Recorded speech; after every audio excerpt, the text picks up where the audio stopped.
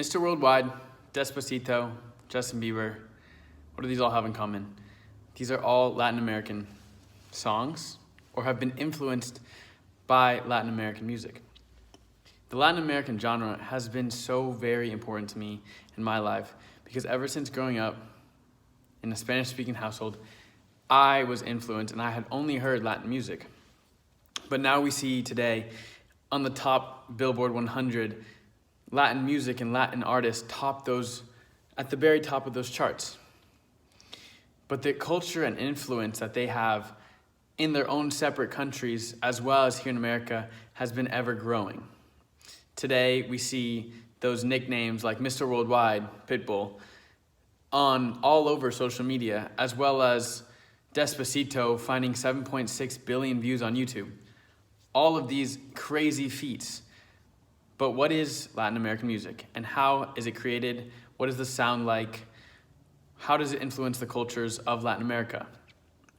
We're going to dive into that today, and we'll look through a lot of the different aspects of it, specifically the instruments used, how it affects culture, as well as the different genres that pertain to each different country.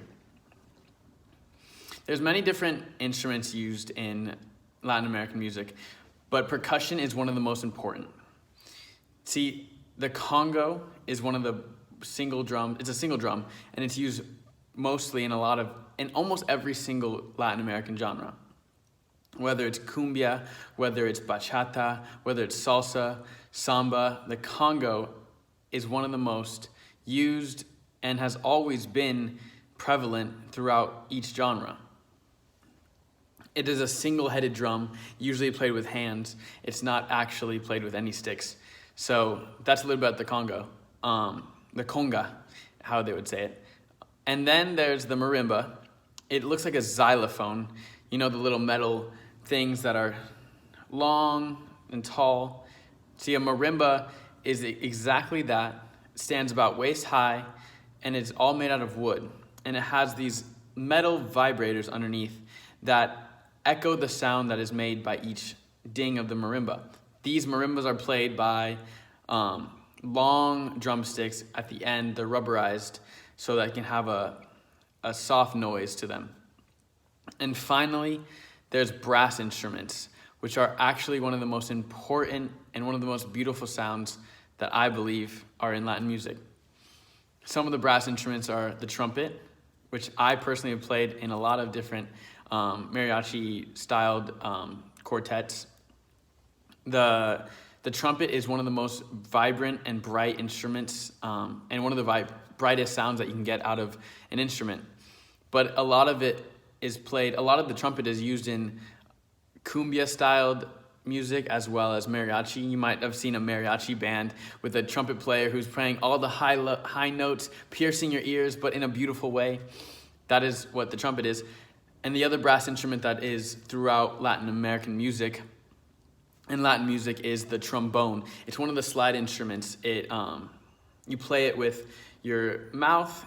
It's a buzzing noise, and you go up, in and out, in and out, in and out to produce a lower tone than the trumpet, but it's still just as beautiful. A lot of these musics can be found, a lot of these instruments can be found in salsa, again, cumbia, bachata, which are all different genres that we're going to be going into next. One of my favorite songs that the trombone is in is Páginas de Mujer by Eddie Palmer. It's one of my favorite. You guys should go check it out. And now that I've talked about the instruments that are being used within those genres and within Latin music, we'll talk about the genres and how they pertain to each country. First, we'll start with samba. Samba has been so prevalent lately in my life because I just got back into the movie Rio. Some of you may know it. It's with the Bluebird out in Brazil. Samba is from Brazil.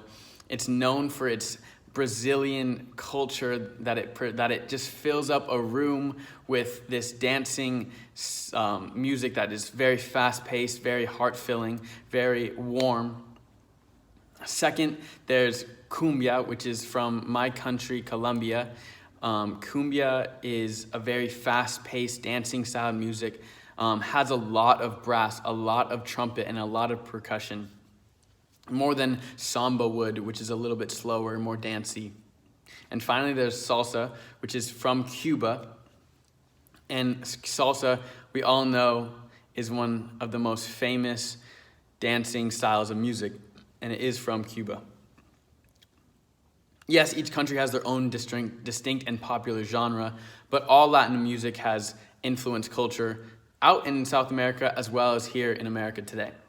In Latin America, Latin music has created the dancing culture, has created social culture.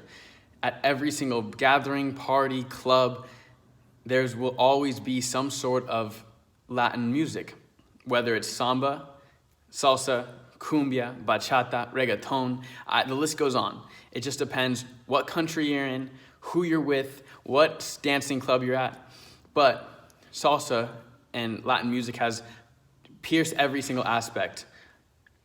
From South America all the way to the United States, the Latin music has reached every single culture. Today we see ourselves and the youth find a lot of influences from Latin artists like Pitbull, J Balvin, even Justin Bieber himself has worked alongside a lot of Latin musicians. And as the influence of Latin music grows, the benefits of cultural understanding and diversity will also grow.